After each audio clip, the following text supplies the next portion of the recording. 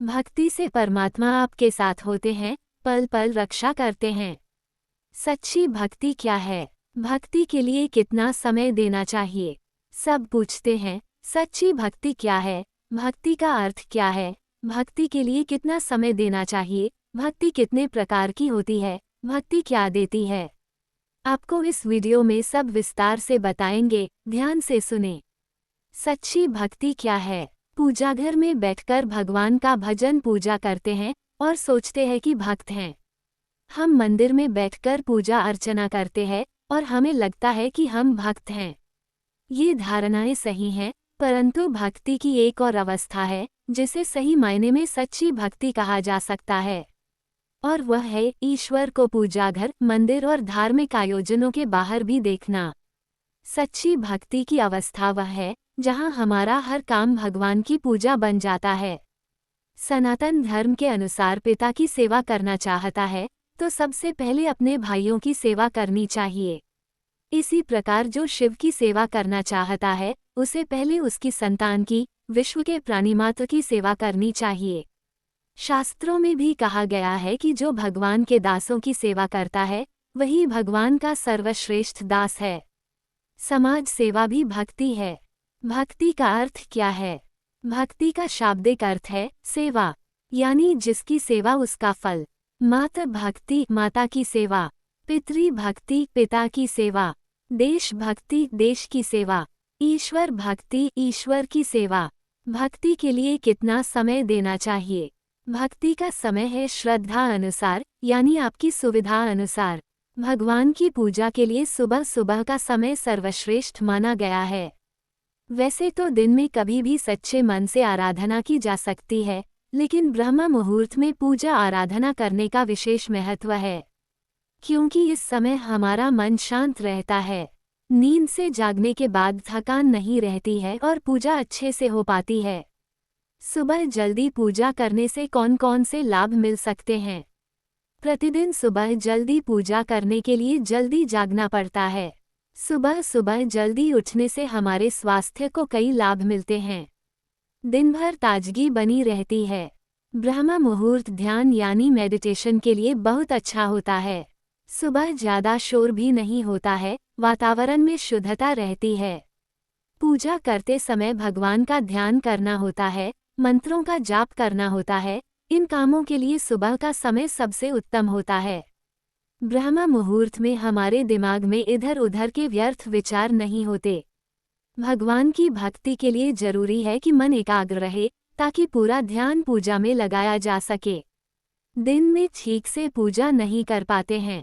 इसी बात को ध्यान में रखते हुए ब्रह्म मुहूर्त को पूजादि कर्मों के लिए सर्वश्रेष्ठ माना गया है। सुबह सुबह ध्यान करने से मानसिक तनाव दूर होता है, मंत्र जाप करने से बुद्धि तेज होती है। पूजा शांत मन से धैर्य के साथ की जाती है तो भगवान भक्त की सभी इच्छाएं पूरी करते हैं। भक्ति कितने प्रकार की होती है? भक्ति के 4 प्रकार माने गए हैं: सात्विकी, राजसी, तामसी और निर्गुण। सबसे पहले तो भक्ति का अर्थ समझना है कि भक्ति है क्या। भक्ति प्रेम को कहते हैं। भक्ति प्रेम है परमात्मा के पीछे न पड़कर। सारी सृष्टि में जितने प्राणी हैं, मनुष्य से लेकर जीव जंतु, पशु पक्षी, जानवर, सबसे प्रेम करना ही प्रभु से प्रेम करना है। परमात्मा ने कभी नहीं कहा कि तुम मुझसे प्रेम करो। परमात्मा का कहना यही है कि अगर तुम मुझसे प्रेम करना चाहते हो तो मेरे द्वारा जितनी सारी सृष्टि बनाई गई है, इसमें जितने प्राणी हैं, सबसे प्रेम करो। वह प्रेम मुझसे ही होगा, क्योंकि मैं सभी प्राणियों के हृदय निवास करता हूँ। और यही सत्य है, सभी प्राणियों के हृदय में मैं ही हूँ। अगर तुम मुझे कुछ खिलाना चाहते हो तो सभी प्राणियों को दे सकते हो, वो मुझे ही प्राप्त होगा। अगर तुम मुझे पानी पिलाना चाहते हो तो किसी को भी पिला देना, वो मुझे ही प्राप्त होगा। अगर परमात्मा की कृपा प्राप्त करनी है, परमात्मा की दया करुणा प्राप्त करनी है, परमात्मा के आशीर्वाद प्राप्त करने हैं, तो हमें सभी मानव प्राणी से प्रेम करना पड़ेगा। यही भक्ति सबसे लाभदायक है। भक्ति क्या देती है? भक्ति करने से परमात्मा आपके साथ देते हैं, आपकी पल पल रक्षा करते हैं। साधक को सुख भी मिलता है। जीवन की कठिनाइयां समाप्त होती हैं। व्यापार, पढ़ाई, नौकरी में तरक्की मिलती है। कुलदेवी की भक्ति करते हैं तो समाज में मान सम्मान मिलता है। संतान सुख की प्राप्ति होती है। घर में मंगल कार्य समय पर होते हैं। शादी विवाह समय पर होते हैं। गृह कलेश नहीं होता। बुरा व्यसन घर में प्रवेश नहीं करता। धन माया की बरकत होती है। घर में बीमारियां नहीं आती। आय के साधन बनते हैं। फालतू खर्चे नहीं होते, कर्जा नहीं होता। भक्ति कैसे अदृश्य ईश्वर को प्रकट करती है। एक दिन भगवान कृष्ण अपने कुछ शिष्यों के साथ एक नदी के किनारे बैठे प्रकृति की शांति का आनंद ले रहे थे। कुछ समय बाद एक शिष्य ने प्रश्न किया, भगवान कृष्ण, क्या आप हमें बता सकते हैं कि सच्ची भक्ति क्या है? एक सच्चा भक्त वास्तव में भक्ति का अभ्यास कैसे करता है? श्री कृष्ण हमेशा आध्यात्मिक अवधारणाओं को समझाने में अपने शिष्यों की सहायता करने में रुचि रखते थे, इसलिए उन्होंने उस शिष्य से कहा, तुम नदी पर जाओ और नदी के तल से एक पत्थर उठाकर मेरे पास ले आओ। शिष्य ने वैसा ही किया और एक छोटा सा पत्थर लाकर श्री कृष्ण को दे दिया।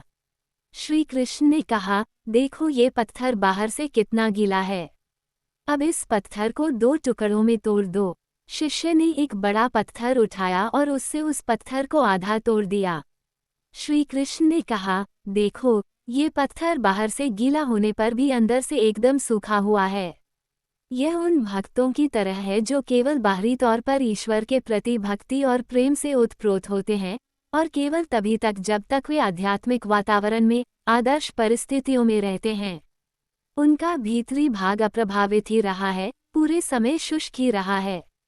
और जिस क्षण उन्हें उस आध्यात्मिक वातावरण से हटा दिया जाता है, उनकी भक्ति लुप्त हो जाती है। शिष्य ध्यान से सुन रहे थे। तब श्री कृष्ण उठे और नदी के पास गए और अपने पीताम्बर के किनारे को पानी में डुबो दिया।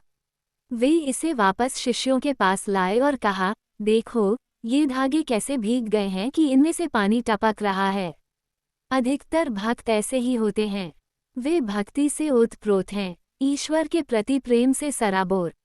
परंतु जैसे ही मैं अपना पीताम्बर पानी से बाहर निकालूंगा, हवा उसे सुखा देगी और कुछ देर में पानी का कोई अंश भी नहीं रहेगा।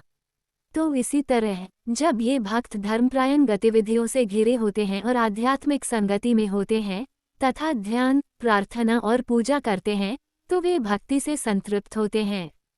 परंतु जैसे ही उन्हें संसार में वापस भेजा जाता है, उनकी भक्ति गायब हो जाती है।